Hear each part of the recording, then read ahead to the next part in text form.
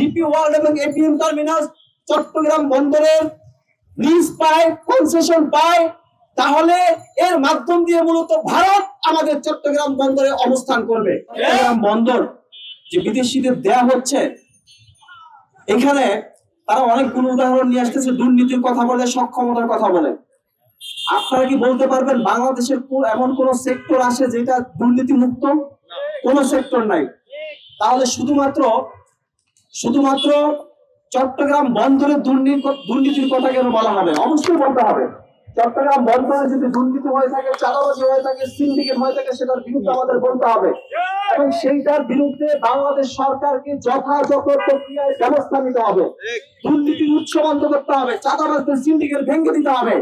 কিন্তু দুর্নীতির কথা বলে, চাঁদাবাজদের কথা বলে বিদেশিদের হাতে আমাদের চট্টগ্রাম বন্দরকে দিয়ে দেওয়া, লিজ দেওয়া, কনসেশন চুক্তিতে যাওয়া, বাংলাদেশের বিরুদ্ধে অবস্থান নেওয়া।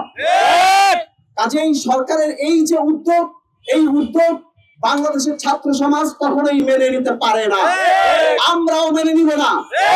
ভাইরা আমার, আজকে চট্টগ্রাম বন্দরে যদি ভারত আসতো, ভারতীয় একটা পোর্ট অপারেটরকে দেওয়া হতো, এই দেশের মানুষ প্রতিবাদ করতো। আজকে যদি ইসরায়েলি একটা পোর্ট অপারেটর আসতো, তাহলে এই দেশের মানুষ প্রতিবাদ করতো। চট্টগ্রাম বন্দরে যদি একটা আমেরিকান পোর্ট অপারেটর আসতো, এই দেশের মানুষ প্রতিবাদ করতো। কিন্তু এই দেশের মানুষকে এই দুর্নীতির, চাঁদাবাজের, ট্যাবলেটের কথা বলে এই যে ডিপি ওয়ার্ল্ড আনা হচ্ছে, সেই ডিপি ওয়ার্ল্ডের সাথে ভারতের একাধিক চুক্তি আছে, ইসরায়েলের একাধিক চুক্তি আছে, আমেরিকার একাধিক চুক্তি আছে। আজকের আধুনিক বিশ্বে সরাসরি একটা রাষ্ট্র অনেক সময় যায় না, সে মাল্টিল্যাটারাল ডিলিংস এর মাধ্যমে আরেকটা দেশে প্রবেশ করে। অতএব বলতে চাই, এই ডিপি ওয়ার্ল্ডের সাথে, এই ডিপি ওয়ার্ল্ড যদি ডিপি ওয়ার্ল্ড এবং এপিএম টার্মিনাল চট্টগ্রাম বন্দরের লিজ পায়, কনসেশন পায়, তাহলে এর মাধ্যম দিয়ে মূলত ভারত আমাদের চট্টগ্রাম বন্দরে অবস্থান করবে। এপিএম টার্মিনালস এবং এই ডিপি ওয়ার্ল্ডের মাধ্যমে মূলত ইসরায়েল আমাদের চট্টগ্রামে অ্যাক্সেস পেয়ে গেল। এই এপিএম টার্মিনালস এবং ডিপি ওয়ার্ল্ডের মাধ্যমে আমেরিকাকে একটা সফট ঘাঁটি দেওয়া হলো। আমরা বেঁচে থাকতে এটা হতে দিব না, দিতে পারি না। অতএব আমরা এই দেশের মানুষকে বলবো, আপনাদের যদি সরকার যে দুর্নীতির বয়ান নিয়ে আসছে, চাঁদাবাজের বয়ান নিয়ে আসছে, আমরাও চাই চট্টগ্রাম বন্দর থেকে দুর্নীতির শিকড় উচ্ছেদ হোক, চাঁদাবাজদের সিন্ডিকেট ভেঙে দেওয়া হোক।